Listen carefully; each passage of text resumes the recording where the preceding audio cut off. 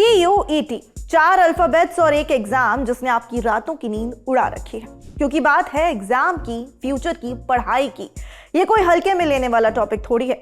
हमारी पढ़ाई को लेकर हम भले ही कई बार लापरवाह हो जाएं, पर जब किसी और के चलते ये होता है तो बड़ी तेज गुस्सा आता है। जैसे खुद दोस्तों के साथ चले गए तो कोई बात नहीं, पर जो घर पर मम्मी पापा से मिलने मेहमान आ गए तो आपकी पढ़ाई ना कर पाने का सारा दोष उनके मत्थे मढ़ दिया जाता है। खैर, मैं ऑफ टॉपिक किस्सों की बात करने लगी।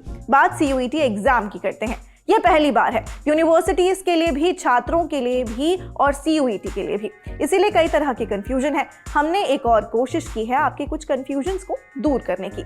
आपके कई सवाल थे जिनके जवाब हमने खोजने की कोशिश की है। हमने DU, BHU, इलाहाबाद यूनिवर्सिटी और जामिया मिलिया इस्लामिया, इन 4 यूनिवर्सिटीज में बात की है। चलिए शुरू करते हैं। नमस्कार, मेरा नाम है मानसी और आप देखना शुरू कर चुके हैं रंगरूट शो।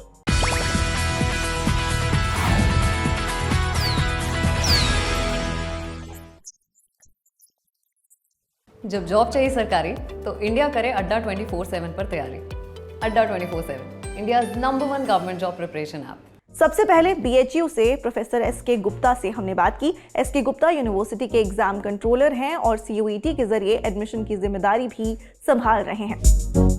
BHU का एडमिशन प्रोसेस क्या है? पहला तो स्टेप हम लोग का ये होगा कि हम लोग बच्चों का रजिस्ट्रेशन करेंगे, उन बच्चों का जिन्होंने BHU ऑप्ट किया है CUET में। तो हमारा रजिस्ट्रेशन प्रोसेस ऑलरेडी ऑन हो चुका है। हम 25 ऑफ दिस मंथ को पहला राउंड कंप्लीट कर रहे हैं ताकि 26 से हम इन रजिस्टर्ड बच्चों के लिए प्रेफरेंस एंट्री फॉर्म मंगा सकें और उसके बाद रजिस्ट्रेशन प्रोसेस भी साइमल्टेनियसली चलता रहेगा। 3rd के पास हमारा प्रेफरेंस एंट्री फॉर्म फिर से शुरू होगा, ये 2nd स्लॉट के बच्चे जो रजिस्टर्ड हो रहे हैं उनके लिए, और फिर 4th, 5th, 6th, 7th हम लोग ये प्रेफरेंस एंट्री फॉर्म्स को चेक करेंगे। अगर कोई कमी होगी तो उनको हम एक चांस देंगे उसको चेंज करने के लिए, और 8th को हम पहला राउंड निकालेंगे रिजल्ट का। That will be strictly merit based. Admission के लिए क्या क्या डॉक्यूमेंट्स लगेंगे? रजिस्ट्रेशन के लिए भी और आगे एडमिशन प्रोसेस के लिए भी हमको हाई स्कूल सर्टिफिकेट चाहिए to confirm date of birth, intermediate की मार्कशीट चाहिए। कहीं कहीं जब टाई हो जाते हैं मार्क्स NTA के तो वहां पे हम इंटरमीडिएट के मार्क्स का स्कोर लेते हैं। NTA का स्कोर वो हम ऑलरेडी हमारे पास जो डेटा वहां से मिला हुआ है उससे हम बोरो कर लें। और इसके अलावा कास्ट सर्टिफिकेट चाहिए अगर वो उस कैटेगरी में अप्लाई कर रहा है तो, या फिजिकली चैलेंज का सर्टिफिकेट चाहिए अगर वो उस कैटेगरी में अप्लाई कर रहा है, या इसी तरीके से अगर EWS कैटेगरी में अप्लाई कर रहा है तो उसका सर्टिफिकेट चाहिए। That is all we require. क्या हर यूनिवर्सिटी के लिए अलग अलग रजिस्ट्रेशन कराना होगा और फीस देनी होगी? अभी बाकी यूनिवर्सिटीज का तो नहीं मालूम, लेकिन डेफिनेटली TU का शुरू हो चुका है और BHU का शुरू हो गया है। तो अगर बच्चे को दोनों जगह कोशिश करनी है तो दोनों रजिस्ट्रेशन फीस तो देनी ही हो। इस जवाब को बीच में ही रोकते हुए इसे थोड़ा और आसानी से समझते हैं। ये सवाल बहुत वाजिब था और इसके जवाब में फिलहाल निष्कर्ष यही निकला है कि छात्रों को हर यूनिवर्सिटी के लिए अलग अलग रजिस्ट्रेशन कराना होगा और फीस भी देनी होगी। हाँ, ये बेहतर होगा अगर यूनिवर्सिटीज मेरिट आने के बाद रजिस्ट्रेशन विंडो खोलें ताकि वही छात्र अप्लाई करें जो कट ऑफ के दायरे के भीतर हो। फिलहाल इस पर यूनिवर्सिटीज का तर्क यही है कि रजिस्ट्रेशन फीस नॉमिनल है। जैसे BHU में जनरल और OBC कैटेगरी के लिए 200 रुपए और SC ST के लिए 100 रुपए रजिस्ट्रेशन फीस है। हाँ, पर अगर आपको लगता है कि कोई यूनिवर्सिटी ज्यादा फीस ले रही है तो ये मुद्दा रेज किया जा सकता है। अब जवाब पर वापसी करते हैं। यूनिवर्सिटीज के भी अपने एक्सपेंसेस होते हैं और there is no way out to meet those expenses. Particularly अगर हम काउंसलिंग करते हैं तो हम आउटसोर्सिंग एक कंपनी है उसके थ्रू कर रहे हैं, उसके चार्जेस होंगे। So we don't have any grant for that.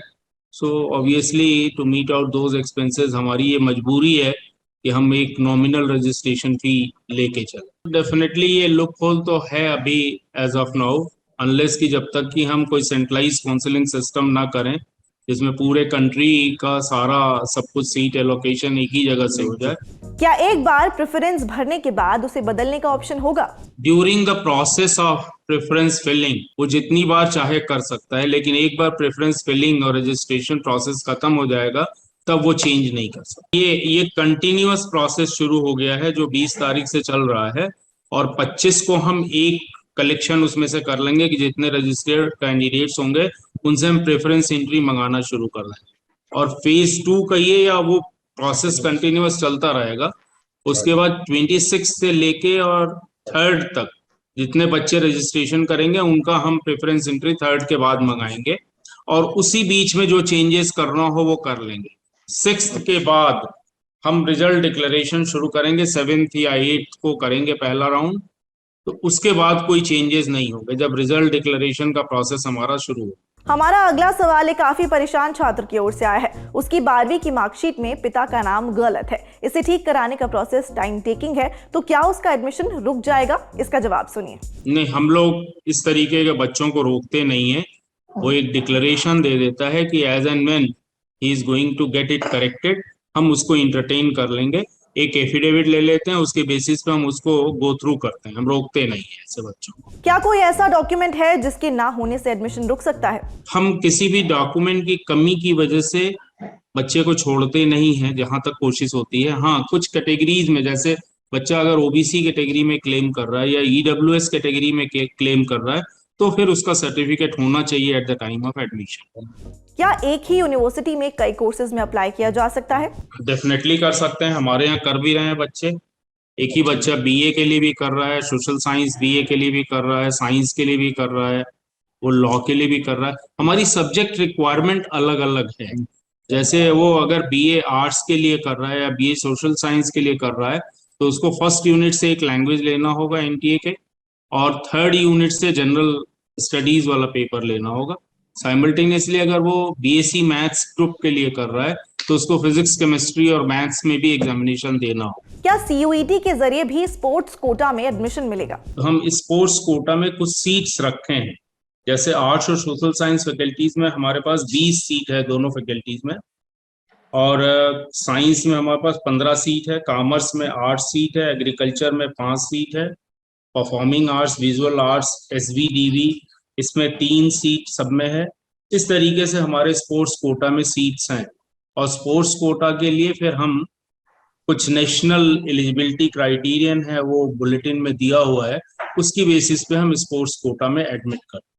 सिर्फ बनारस हिंदू यूनिवर्सिटी ही नहीं, बाकी यूनिवर्सिटीज ने भी कुछ सीटें स्पोर्ट्स कोटा के लिए रिजर्व कर रखी हैं, तो खिलाड़ी छात्र इस मामले में निश्चिंत हो जाएं।